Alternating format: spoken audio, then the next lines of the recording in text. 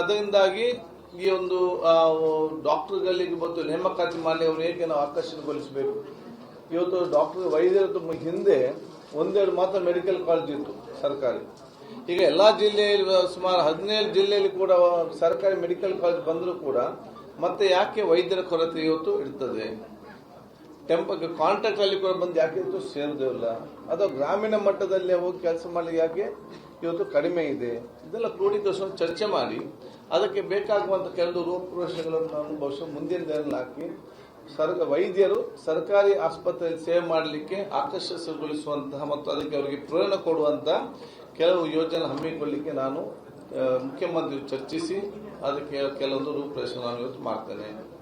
ಏನು ಇವತ್ತು ಬೇರೆ ಬೇರೆ ಸ್ಕೀಮ್ಗಳಿದೆ, ಆ ಸ್ಕೀಮನ್ನು ಕೂಡ ಸರಿಯಾಗಿ ಇವತ್ತು ಮುಟ್ಟುವ ರೀತಿಯಲ್ಲಿ, ಉದಾಹರಣೆಗೆ ನಮ್ಮ ಆಯುಷ್ಮಾನ್ ಕರ್ನಾಟಕ ಯೋಜನೆ ಅಡಿಯಲ್ಲಿ BPL ಕಾರ್ಡಿನಲ್ಲಿ ಯಾರಾದೊಂದು ಪ್ರಯೋಜನ ಪಡೆದ್ರೆ ಯಾವುದೇ ಖಾಸಗಿ ಆಸ್ಪತ್ರೆಯವರು ಆ ಪೇಷಂಟ್ನ ಕಿಸೆಯಿಂದ ದುಡ್ಡು ಕೊಡುವಂತ ಯಾವುದೇ ಅವಕಾಶ ಇಲ್ಲ, ಏನು ಕೂಡ ಪಡ್ಕೊಳ್ಬಾರ್ದು.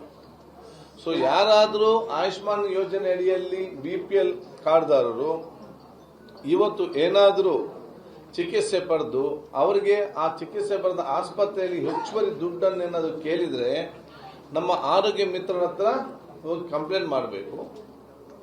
ಆರೋಗ್ಯ ಮಿತ್ರ ಅದು ನಮ್ಮ ಗಮನಕ್ಕೆ ತಂದು ಅವರಿಗೆ ಅಲ್ಲಿ ಫ್ರೀಯಾಗಿ ಅವರನ್ನು ಆರೋಗ್ಯ ಮಿತ್ರ ಅಲ್ಲಿ ಅವರ ಜವಾಬ್ದಾರಿ ಅಂತ ಹೇಳಿದ್ರೆ ಆಸ್ಪತ್ರೆ ಮ್ಯಾನೇಜ್ಮೆಂಟ್ ಮಾತಾಡಿ ಅವರನ್ನು ಯಾವುದೇ ದುಡ್ಡು ಕೇಳದೆ ಬಿಡುಗಡೆಗೊಳಿಸಬೇಕು.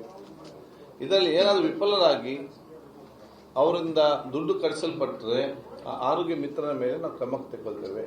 ಅದು ನಮ್ಮ ಮೊದಲ.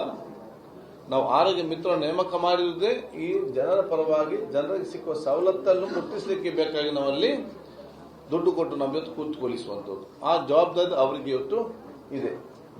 ಅದರ ಜೊತೆಯಲ್ಲಿ ಕೆಲವು ಸ್ಕೀಮ್ಗಳನ್ನು ನಾವು ಇನ್ನಷ್ಟು ಇಂಪ್ರೂವ್ ಮಾಡುವಂಥದ್ದು, ಏನು ಕೆಲವು ಸ್ಕೀಮ್ ಅಗತ್ಯ ಇಲ್ಲ ಅದು ಬೇಕಾದ್ರೆ ನಾವು ಕೈ ಬಿಡುವಂಥದ್ದು, ಇದಕ್ಕೆಲ್ಲ ಕೂಡ ಮುಂದಿನ ದಿನದಲ್ಲಿ ನಾನು ಅದನ್ನು ಕ್ರಮ ವಹಿಸ್ತೇನೆ. ಅದಕ್ಕೆ ಅನುಗುಣವಾಗಿ ಒಂದು ದೊಡ್ಡ ಮಟ್ಟದ ಚಿಂತನ ಮಂತ್ರ ಸಭೆ ನಾನು ಇವತ್ತು ಮಾಡಿದ್ದೇನೆ. ಹಿಂದೆ ನಾನು ಆರೋಗ್ಯ ಸಚಿವನಾಗಿದ್ದಾಗ ನಾನೇ ಬಹುಶಃ APL ಕಾರ್ಡ್ದಾರರಿಗೆ BPL ಅವರಿಗೆ ಫ್ರೀ ಆರೋಗ್ಯ ಕರ್ನಾಟಕ ಅಂತೇಳಿ, BPL ಅವರಿಗೆ ಆವಾಗ BPL ಸ್ಕೀಮ್ ವಾಜಪೇಯಿ ಆರೋಗ್ಯ ಭಾಗ್ಯ ಅಂತ ಇತ್ತು.